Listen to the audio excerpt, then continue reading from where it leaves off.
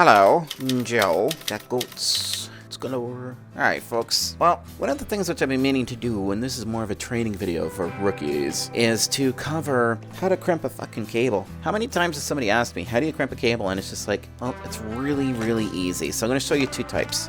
So one is your standard installer cable, which we typically use for outdoor installations to the home. If you're doing security cameras, you should actually be using shielded cabling as well. And the other one is this horrendously thick, crazy, awesome cable for towers. So I figured both would be an appropriate thing to do. So first of all, let's get started. Now remember, there's two types of coating. There's TIA 568A, which green leads, and TIA 568B, which orange leads. Which one's better? Well, in my opinion, I think it's A, but no, there's no difference at all. It's just one green leads, one orange leads, and realistically, orange, green, blue, and orange all have the same. Actually, let me do that in the right order. Blue, orange, green all have the same amount of twists in them for whether they're Cat 5 or Cat 6. Cat 6 has more twists. Cat 5 has it has slightly less, but realistically, unless you're going over 1.25 gigabits per second, Cat 5e is perfectly fine. So let's settle that argument right now. If you want to poo-poo Cat 5e and say, well, why would I use that on a tower? I'm going to use Cat 6. Well, you've been brainwashed. Because if you're going to be going over 1.25 gigabits per second, you may as well just run fiber. You know what? Because fiber's cheap and easily, accessible. So anyway, with all that being said, I'm going to show you how to crimp a cable here. So I've got my crimpers here, and I'm just going to take a little bit off. And by the way, if this process takes you 5 minutes, practice it, okay? So I'm going to show you a couple of things here that you need to keep in mind. When you're doing this, especially for residential installs, yeah, it is good to keep a little bit of this foil around, but I've already done full testing on this. Ultimately, it makes no difference at all. You can leave a little tiny bit of the foil at the bottom here if you want, but the drain wire is what's most important when it comes to residential or just standard civilian installations that are non-tower related. This cable that I've got here is, it's, pretty standard. Shireen makes it, CommScope, Provo, everybody makes this cable. It's as common as dirt. It's single shielded. It's got your drain wire. It's UV stabilized direct burial. And yeah, as long as you got your drain wire, you should be good here. And I know people are going to argue that and say you need to have the foil go up into the head. And it's just like the drain and the foil is connected. So with the actual testing that I've done, and even with certifiers, man, you're not going to see any major difference. So just calm your tits, okay? Here we go. By the way, being female, I can say that, so ha. So we're going to do TIA 568A first. See, keep an eye on my hands and how I'm moving, okay? If you don't have these scissors, no worries. I'll do the other pair without the scissors so that you can see me do it with my fingers, okay? So these scissors are extremely handy, by the way. I hate the ones with the elongated finger traps in them. They're just stupid. I like the standard old school typey jobbies. These guys are great. There we go. And we've got our brown, and we've got our brown. And so now what I do here, if you see the way that I'm doing this, I'm almost done, right? That quick. But see how I've kind of got my finger locked in a specific point? You kind of get the hang of it, where it should be positioned on the cable after you've been doing this for long enough, right? And you notice that I was straightening the wires as I was lining them up, right? So now I know I'm going to have to cut off about this much, and it takes a little bit of practice.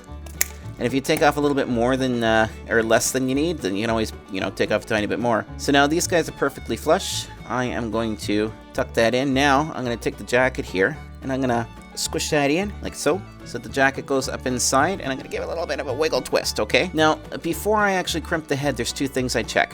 I make sure that my colors are correct. White, green, green. White, orange, blue. White, blue, orange. White, brown, brown. That's the first thing I check. Second thing is I look in the tippy top of the head here, and I'll make sure that all the leads go straight to the end of the head. Now, some of you guys are going to be all elitist and snobby and say, well, why aren't you using pass-throughs? By the way, these are pass-through crimpers. Why? Because I don't like pass-throughs. Why? Because if you put your plug in and there's a poor spider inside of that Ethernet port, you'll squish the fucking spider. It's going to get all over the end of the wires, and it's going to corrode them, okay? Or if water gets inside the switch, but either way, you're doomed. So now that we've triple-checked that, white, green, green, white, orange, blue, orange, white, brown, brown. All right, we can see all the little copper tips, right? I'm going to crimp this like so.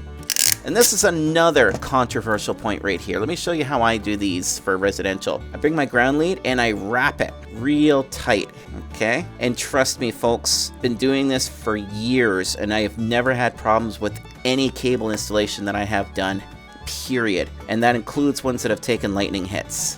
You know what? Because if you just run it through there and then pinch it, well, that's only a pressure fitting, right? If you wind it around that like that, It's nice and tidy, and you've got plenty of surface area, and the wind actually keeps it nice and tight.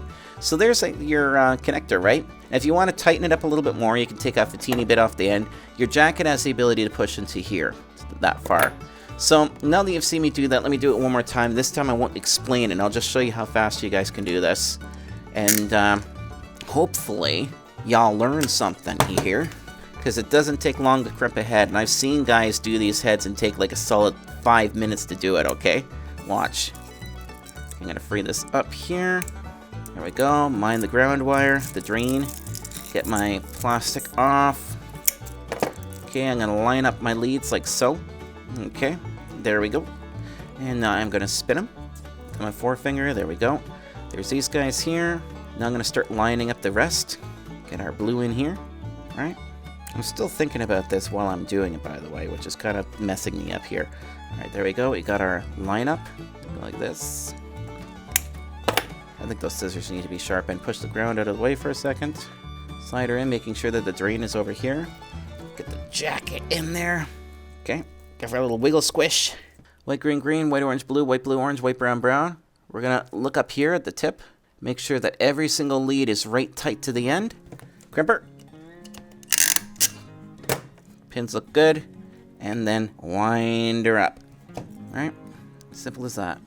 These Klein scissors, by the way, Ideal makes them, Klein makes them. You can get them generically off the internet. You can get them at Nedco. You can get them at all of your telecommunications wholesalers, Amazon, buy local first.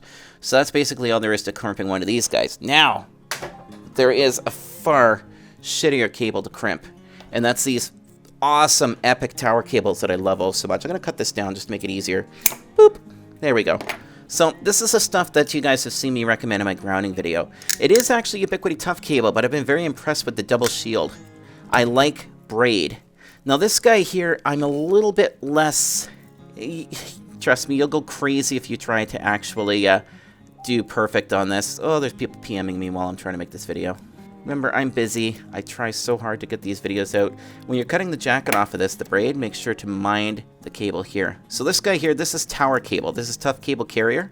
I prefer this because, of course, it does not have the water protection, but I've already got ways around that if you watch my grounding video. This one here is particularly what I prefer for doing any kind of tower jobs. I leave a tiny bit of shield on here, which you'll see why in a minute, but I don't try as hard to get the jacket into the head because this is such a beefy cable. It's really difficult to actually get that into the head. Instead, I'll just have the head almost flush with this, and as long as you've got a little bit of the foil exposed, it'll actually tuck up inside here. But remember, the drain wire is what we're relying on, and of course, if you're following my grounding video, you'll see that I also bond this near the radio. Alright, so we're going to do this with this guy. Now, the reason why you're supposed to get the jacket up inside the head, especially up inside the tower, is because this then works kind of like a weather head, where the water or any moisture will actually run down the exterior of the head and then over the cable and down and out. But, you know, that's the theory behind it. In principle practice, it doesn't actually work like that, so don't get all freaking anal about it, okay?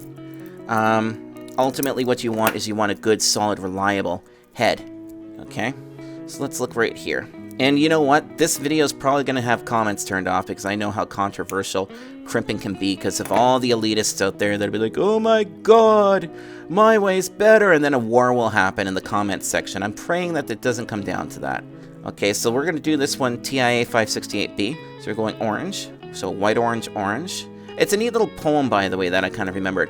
White, orange, orange, white, green, blue, green, white, brown, brown, or white, green, green, white, orange, blue, orange, white, brown, brown.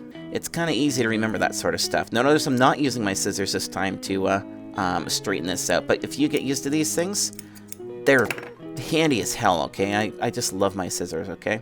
And that's because I come from a long, long line of Bell technicians and linesmen. My whole family have actually been employed by Bell over the years, and slowly Bell betrayed us one by one until none of us worked for Bell anymore because Bell are a bunch of, it's not a fun company to work for anymore. I can't say anything too bad because I'll probably get like in trouble or something, I don't know. Alright, so this one here, I'm going to make the leads just a little bit longer because it's really difficult to get the jacket into the head on this, so I don't typically try as hard to get the jacket into the head on the thicker, heavier cables. There we go. All right, there we go. They're almost to the tip. And then sometimes what you'll have to do is get your scissors in here and just squeeze this just a teeny tiny bit with this cable, because this is a very thick and heavy, daunting cable. There we go. See, the most important thing to me is that the foil is going up inside here so that it's actually making contact on there. And you can see that the wires are all pressed up to the tip, right? So you've got your leads right up to the top of the head. That's always critical. Never do a crimp or leave a head where any one of these little leads are actually back from the tip, okay? Not just the tip. We can crimp this guy. All right, I'm gonna check my pins, and now we can ground it. Isn't that great? See, it's not that complicated, and once you guys get really good at it, it's not hard to do this really fast. But remember, the most critical aspect of your crimps is that the wires go right to the tip of the head, okay? Yes, obviously color code's important, but it's kind of like the whole, it's not the voltage that kills you, it's the current. No, it's a whole bunch of factors. Same thing here. You got a bunch of factors that are very, very important here. You gotta make sure your color code's correct. You've gotta make sure that the wires go right up into the tippy tip.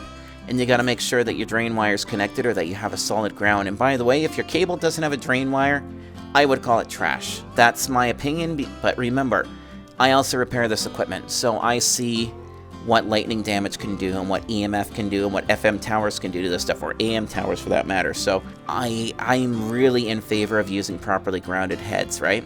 So that little foil piece alone, sliding into the head and making contact with these two little plates here, these two little folded pieces of metal, that is not enough to properly ground this, okay? It's enough to give you some kind of RF shielding, yes, and it'll bond the equipment, of course, and protect the data pairs inside from noise. But you won't really have any additional electrical protection unless you hook up that drain wire. So that's really all that there is to crimping a cable. And as far as the TIA ratings go, don't get too in-depth with it, because you don't need to know about the old ways and, you know, about centrics and all that stuff, because chances of you running into that are slim to none. That's a dying animal. And yeah, remember your pairs, of course.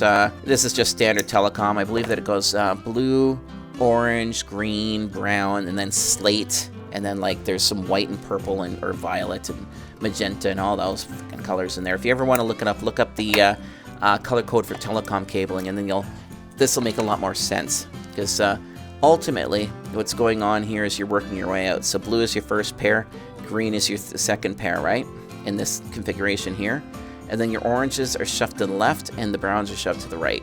If this was there's another configuration which you can do as well that goes blue in the center, then orange, then green, then brown, moving their way out, and that's old telecom as well. But those are kind of dead standards for the most part, and in the industry that you guys are in and the people who I make these videos for, you guys really need to know about 568A, 568B. And remember, when you crimp a cable, it needs to be the same on both sides, otherwise it's a crossover cable. Most devices don't care anymore because they have built-in crossover detection, but yeah, just for best practices, do it properly. So that's all there is to it. That's how you crimp a cable, and this is for the rookies out there, the noobs, okay? So I hope that was helpful, and I hope you guys enjoy. Catch you and ciao, Bella.